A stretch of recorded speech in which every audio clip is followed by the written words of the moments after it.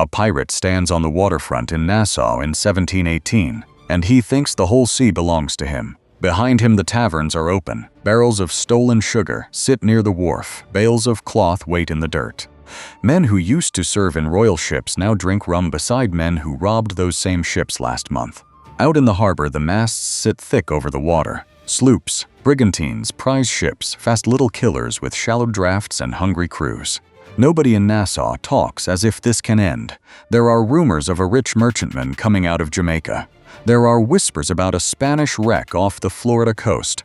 There is talk of another raid near Charleston. The pirate hears all of it and smiles because the system works. The ships bring cargo. The pirates steal it. The merchants buy it. The taverns feed the crews. The corrupt officials look away. The sea pays. Then the first piece of news arrives. The king is offering a pardon. Then the second piece arrives. The navy is sending more ships. Then the third piece arrives. Some of the men who drank with him yesterday are now helping the government hunt pirates for money. That is how the Golden Age of Piracy ended. Not with one giant final battle. Not with one heroic captain standing on a burning deck while the music swells. This was not Pirates of the Caribbean with a monster ship rising out of the fog. This was a system getting choked from every side. Ports were taken away. Markets got dangerous. Informers got paid. Former pirates changed teams. Governors stopped pretending. The Royal Navy started hunting for real. Courts moved faster. Hangings became public messages. Piracy did not disappear because pirates forgot how to fight. It ended because piracy became too expensive, too dangerous, too hard to sell, too lonely. The first thing to understand is this. The Golden Age of Piracy was not some random explosion of crazy men with eye patches and parrots. It grew out of war. For years, European empires had been fighting across the Atlantic world. England, Spain, France, the Dutch Republic, Portugal.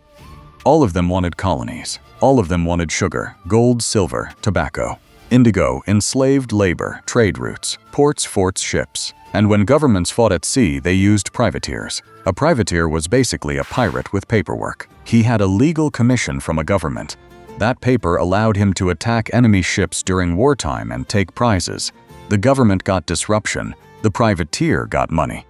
The line between national service and robbery was thin enough that a man could step over it after one bad payday. During the War of the Spanish Succession from 1701 to 1713, thousands of sailors learned exactly how to chase ships. Ships .timidate captains .handle cannon dive prize money. Survive storms .read coastlines. Use hidden anchorages.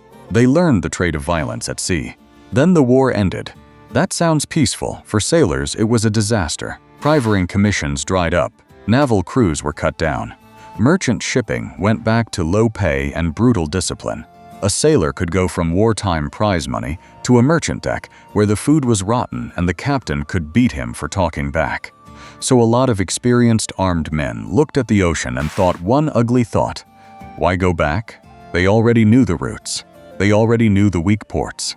They already knew which ships carried value and which captains would surrender quickly. They knew that a slow merchantman full of sugar or rum could be worth more than years of honest wages. The war made the weapons. Peace released them. That is step one. The second step is trade. Piracy needs targets. The Atlantic gave pirates more targets than they could ever hit. By the late 1600s and early 1700s, the Caribbean and the American coast were packed with movement. Ships carried sugar from Barbados and Jamaica, tobacco from Virginia and Maryland, rice from Carolina, silver from Spanish America, manufactured goods from Europe, enslaved Africans across the Atlantic, salt fish, rum, timber, naval stores, tools, cloth, guns, everything moved by water. A pirate did not need to find one legendary treasure ship. He could make money by taking ordinary cargo. That detail matters. Movies train people to think pirates hunted buried treasure and golden chests. Real pirates usually wanted cargo they could sell. Sugar was money, rum was money, cloth was money, medicines were money, ship equipment was money, a captured sloop was money. Even the tools on board could be stripped and traded. This made piracy practical. A pirate captain off the Bahamas could raid a merchant vessel, sail back to a friendly harbor, sell the stolen cargo through a merchant who did not ask too many questions, spend part of the money in taverns and brothels, repair the ship, hire more men, sail out again. It was crime with a supply chain. And the center of that supply chain in the Caribbean became Nassau. Nassau sat on New Providence in the Bahamas. That location was perfect for pirates and miserable for anyone trying to control them. The harbor was shallow enough to make large warships nervous. The islands were surrounded by channels and reefs. Fast sloops could disappear through passages that big naval ships could not easily use. From Nassau, a pirate could reach the Florida Straits, the route to Cuba, the route to Jamaica, the route to Carolina, the shipping lanes that fed the whole Atlantic economy. Nassau also had another advantage. Government was weak. The Bahamas had been neglected. The fort was in poor shape.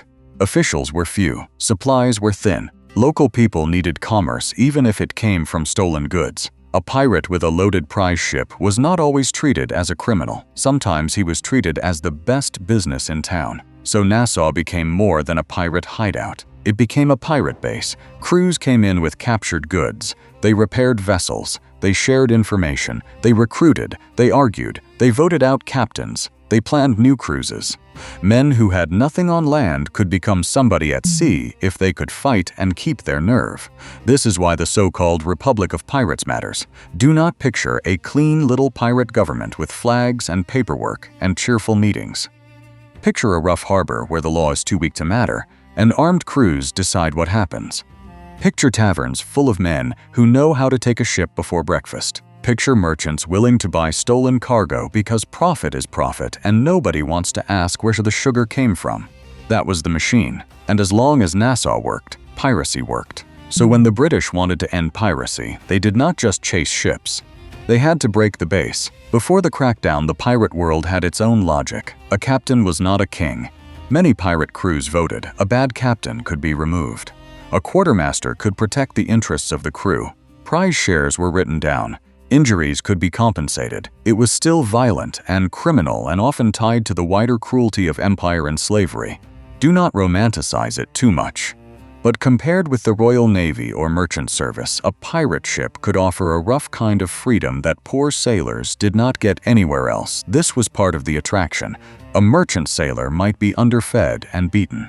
A naval sailor might be trapped by impressment and harsh discipline. A pirate could get a share, a vote, a weapon, a chance at money. That is why crews sometimes grew after a capture. Some prisoners joined willingly. Some were forced. Some probably made a fast calculation and decided the pirate deck looked better than the life they had before. The pirate system did not only run on greed, it ran on resentment, and that made it dangerous. By 1715 and 1716, the Caribbean was boiling. The Spanish treasure fleet wrecked along the Florida coast in 1715, and pirates moved toward the salvage. Nassau became a gathering place for men who wanted a piece of anything floating nearby. Benjamin Hornigold was there. Charles Vane was there. Edward Teach, who became Blackbeard, was there. Jack Rackham would become part of that world too. So would Anne Bonny and Mary Red near the end. For a short time, it looked unstoppable. Pirates were hitting shipping from the Caribbean to the coast of North America. Some went farther. The wider Golden Age also stretched into the Indian Ocean and the waters near Africa. Earlier pirates had made long voyages around the Cape of Good Hope toward the Red Sea and the Indian Ocean. The pirate round was not a cute name. It was a huge route where crews could attack rich shipping far from easy control. The sea was too big, the governments were too slow, the profits were too tempting. But this is where the story turns. The same empire that had once used privateers now saw pirates as a direct threat. During war, a privateer could help the crown. During peace, a pirate attacked the commerce that paid the crown. Insurance rates rose. Merchants complained. Colonial governors looked weak. The East India Company hated pirate attacks on distant trade. Plantation economies needed predictable shipping. London could tolerate a little smuggling when it was useful. It could not tolerate pirates turning major routes into gambling tables. The pirates had become bad for business. And when crime becomes bad for business in an empire built on trade, the empire starts moving. The first weapon was not a cannon. It was paperwork. On September 5, 1717, King George I issued a proclamation offering pardons to pirates who surrendered by the deadline. This was called an Act of Grace. Later, the offer was extended and became widely known as the Royal Pardon. On paper, it looked generous. Surrender now and your past piracy could be forgiven. But there was another side. The same policy created a divide inside the pirate world. A pirate now had a choice: keep sailing and risk hanging, Or take the pardon and try to walk away. Or even better for a man with no shame, take the pardon and then hunt old friends for rewards. That is not mercy, that is strategy. The pardon turned pirate crews into arguments. Imagine being in Nassau when the news spreads. One man says it is a trap. Another says he is done. Another says he has enough money hidden away. Another says no king can pardon him because no king owns the sea. Another quietly wonders how much money he could make by naming names. The room changes. Yesterday everyone toasted together. Today every man is asking who will sell out whom first. This was one of the smartest moves the British made. The pardon did not need every pirate to surrender. It only needed to make pirates distrust each other. And it worked. Benjamin Hornigold is the perfect example. Hornigold had been one of the important pirate figures around Nassau. He helped build the pirate presence there. Blackbeard had served under him early on. Hornigold was not some random deckhand. He was connected, experienced, respected. Then he accepted the pardon, and after that, he became a pirate hunter. Think about how ugly that must have felt in Nassau. A man who knew the anchorages, a man who knew the habits, a man who knew the faces and names. Now working with Governor Woodes Rogers. That is the nightmare version of an informant. He does not just know where pirates go. He knows why they go there. This is where the system starts rotting from inside. The next weapon was Woodes Rogers. Rogers was not a soft colonial clerk sitting behind a desk. He had been a privateer himself. He understood sailors. He understood prize money. He understood the routes and the incentives. He knew piracy was not just a moral problem. It was a business problem and a military problem. In early 1718, he was appointed Royal Governor of the Bahamas. His mission was clear: take Nassau back. In late July 1718, Rogers arrived at New Providence with ships and the royal pardon. Nassau did not fall in a clean battle. Charles Vane refused to surrender. He used a captured vessel as a fire ship in the harbor and escaped in the chaos. That was pure pirate theater. Burning ship, night escape, block flag energy. If this were a show, that scene would be in the trailer. But Vane escaping did not mean Vane won. Rogers reached the shore. Many pirates accepted the pardon. The fort was rebuilt. Civil government started coming back. The harbor stopped being a free pirate station. Nassau was no longer a place where every pirate could assume a drink on buyer on repair job and a safe bed. That mattered more than one escaped captain. The fall of Nassau was not dramatic because every pirate died there. It was dramatic because the most useful pirate base in the Caribbean stopped being useful. A pirate without a safe harbor has a problem. He can still take a ship. But where does he repair his own ship? Where does he sell cargo? Where does he get powder? Where does he recruit men? Where does he put wounded crew? Where does he drink without being arrested? Where does he find a merchant willing to buy stolen goods without reporting him? The sea looks free until you need rope watt, renif, medicine, powder, carpenters, and a buyer. Rogers understood that. He squeezed the support system. This is the part people miss. Chasing pirates at sea was hard. The ocean was huge. A pirate sloop could be fast. A pirate crew could scatter. Weather could erase a pursuit. So the better plan was to make every landing dangerous. Ports had to choose. Help pirates and risk the wrath of the crown, or help the crown and survive. Merchants had to choose: buy stolen cargo and maybe get rich, or get caught doing business with pirates and risk being treated as one. Sailors had to choose: join the pirates and risk a noose, or take the pardon while the door was still open. And the pirates had to choose: keep trusting men who might already be talking to the governor, or sail away with fewer friends and fewer options. This is how the Golden Age cracked. Then came the public killings. Executions were not only punishment, they were advertising. The British wanted sailors to see the cost. A pirate trial was not just a legal event. It was a message to every man on every dock. This is what happens if you keep going. At Execution Dock on the River Thames in London, pirates had been hanged for centuries. The place sat near the edge of Admiralty authority.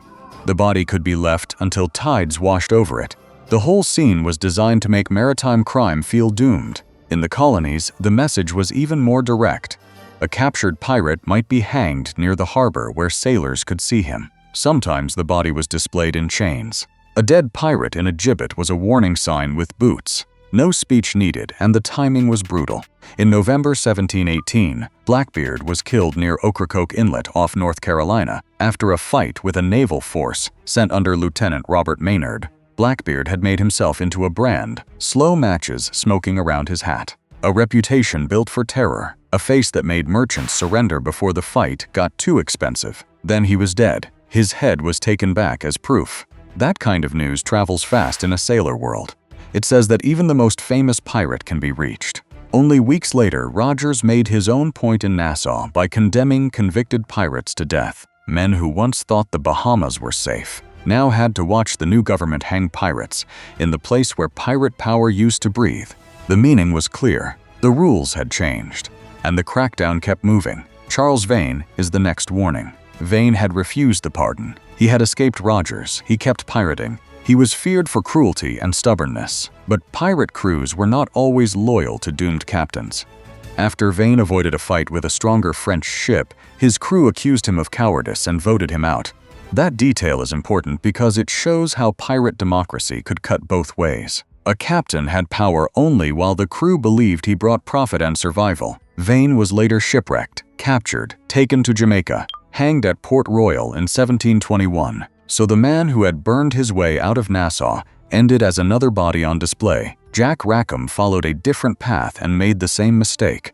Rackham had accepted the pardon, then he returned to piracy. That was a bad idea in the new world Rogers was building. In 1720, Rackham and his crew operated around Jamaica with Bonny and Mary Read on board. Near Negril Point, a privateer named Jonathan Barnett caught them. The story usually says many of the men were drunk or hiding below when the capture came. Bonny and Mary Read became famous because witnesses later said they fought while others did not. Rackham was tried at St. Jago de la Vega in Jamaica. He was hanged at Gallows Point. His body was displayed. Bonny and Mary Read were also convicted, but their executions were postponed because both said they were pregnant. Mary Read died in prison in 1721. Bonny vanishes into uncertainty. That mystery helped turn her into legend. But for the end of piracy, the bigger point is simple. Rackham had taken the deal and broken it. The government showed what happened next. The pardon was not a joke anymore. Then came the blow that felt close to a final chapter. Bartholomew Roberts, Black Bart Roberts, was one of the most successful pirates of the age. He captured or plundered hundreds of vessels across only a few years. He operated from the Americas to the coast of West Africa. He had rules disciplined bot korg. Confidence. He was proof that piracy could still work even after Nassau fell. That made him dangerous. By 1722, Roberts was off the coast of West Africa near Cape Lopez, in present-day Gabon. The Royal Navy warship Swallow under Captain Challoner Ogle found him. Roberts was killed in battle on February 10, 1722. His crew threw his body overboard so it would not be taken. That detail says everything. Even in death, the pirate captain was a thing the state wanted to display. His crew knew it. They denied the authorities that trophy. But the crew could not escape the wider trap. Many of the captured pirates were taken to trial at Cape Coast Castle in present-day Ghana. Dozens were sentenced to death. It became one of the largest Admiralty pirate trials of the era. The message went out across the Atlantic world. The old life was closing. Roberts' death did not end every pirate raid overnight, but it removed the biggest symbol that the old game could still be played at scale. After Roberts, the Golden Age does not feel golden. It feels hunted. There were still pirates. There are always pirates where trade moves and law is weak. But the black flag world of Nassau and the big famous Atlantic captains had lost its center. Now look at every pressure together. First, the wars ended and created unemployed sailors. Second, trade gave those sailors tempting targets. Third, weak colonies and corrupt ports gave piracy a support network. Fourth, Nassau became a safe base. Fifth, pirates got too successful and started hurting imperial commerce. Sixth, the crown offered pardons to split the pirate community. Seventh, former pirates became hunters and informers. Eighth, Woodes Rogers took Nassau and rebuilt government control. Ninth, naval patrols and colonial governors became more aggressive. 10th, courts and hangings made the risk visible. 11th, markets for stolen goods got more dangerous. 12th, the famous leaders were killed, captured, or pushed into isolation. That is the whole collapse. Not one battle, a squeeze. And the squeeze worked because piracy is not just men with guns on a ship. Piracy is logistics. A pirate needs intelligence. He needs to know which ships are coming and where. He needs weapons and powder. He needs fresh water. He needs food. He needs a crew that believes the risk is worth it. He needs a place to sell cargo. He needs buyers. He needs corrupt officials. He needs safe harbors. He needs rumors. He needs fear. Take away enough of that, and the pirate is not a legend anymore. He is a hungry criminal in a leaking boat with a price on his head. That is what changed. The British and colonial governments did not become morally pure. Let us be clear about that. The same empire cracking down on pirates was also protecting brutal colonial trade and slavery. The authorities were not ending violence at sea because they suddenly loved justice. They were protecting control. They wanted violence to belong to the state. They wanted trade to move through official hands. They wanted private robbery stopped because it interfered with official profit. That is the uncomfortable truth. Pirates were violent criminals. But the system that crushed them was also violent. The difference was paperwork, courts, flockots, and who got to call the violence legal. That is why this story is darker than the usual pirate myth. The Golden Age ended when the state out-organized the criminals. It offered mercy to the tired ones, rewards to the ambitious ones, trials for the captured ones, hangings for the stubborn ones, and jobs for the traitors. Nassau is the cleanest example of that. Before Rogers, a pirate could stand in Nassau and feel protected by geography, crowds, corruption, and fear. After Rogers, Nassau became a trap. A man walking into the same tavern might find the old bartender nervous, the merchant unwilling to buy, the captain at the next table quietly pardoned, the harbor watched, the fort repaired, the governor reading names, the rope already measured. That is how a safe haven dies. Not all at once. First the jokes stop, then the credit dries up, then the friends leave, then the first arrest happens. Then everyone says it was obvious the whole time. By the early 1720s, the smartest pirates could see the trend.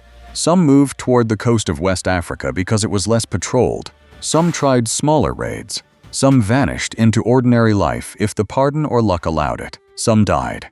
Some were hanged. Some became the stories tavern owners told after the danger passed. And the public loved those stories. That is another strange part of the ending. As real pirates were being hunted down, the printed pirate legend was being born. Newspapers reported trials and executions. Books about pirates reached readers hungry for crime and danger. The public wanted the thrill after the state had made the threats safer to consume. That is why so much of the pirate image comes from the same period that destroyed pirates. The black flag became entertainment right as the men who flew it were being dragged to court. It is nasty, but it makes sense. People in London could read about pirates being hanged and feel fear from a distance. They could enjoy the adventure because the noose proved the government was in control. That is not very different from how true crime works now. The audience wants danger, but it also wants the police tape at the end. By 1730, the Golden Age was over in any meaningful sense. Not because nobody ever committed piracy again. Piracy continued in different forms and different places. It still exists in the modern world, but the specific Atlantic world of Nassau, Blackbeard, Vane, Rackham, Roberts, and the black flag captains had been broken. The opportunity was gone. A young sailor in 1716 could look at Nassau and see a criminal career path. A young sailor in 1726 saw the same path ending at a gallows or in a prison or alone off a distant coast with former friends hunting him. That is a huge psychological change. And fear matters. Piracy grew because men believed the risk was worth it. Piracy shrank when enough men decided the risk was stupid. Think about that pirate from the opening. The one standing in Nassau in 1718. At first he sees a world built for him. Taverns, stolen cargo, Fafa ships, soft officials, rich roots. Wars that trained him. New peace that abandoned him. Then the world changes one message at a time. The king will forgive those who surrender. The navy will hunt those who refuse. The governor is coming. Hornigold has changed sides. Blackbeard is dead. Vane is hanged. Rackham is hanged. Roberts is dead. The merchants are scared. The harbor is watched. The man beside you may be pardoned already. Now the pirate looks at the same sea and it does not feel owned. It feels open in the worst possible way. Too much water. Too few friends. Too many patrols. Too many ports where his name might be worth money. That is the real end of the Golden Age. Not a sword duel. Not a treasure curse. Not one last cannon blast. A business model collapsed. The pirates lost the ports. Then they lost the markets. Then they lost trust. Then they lost leaders. Then they lost the belief that the sea would protect them. And once that belief was gone, the black flag was just cloth.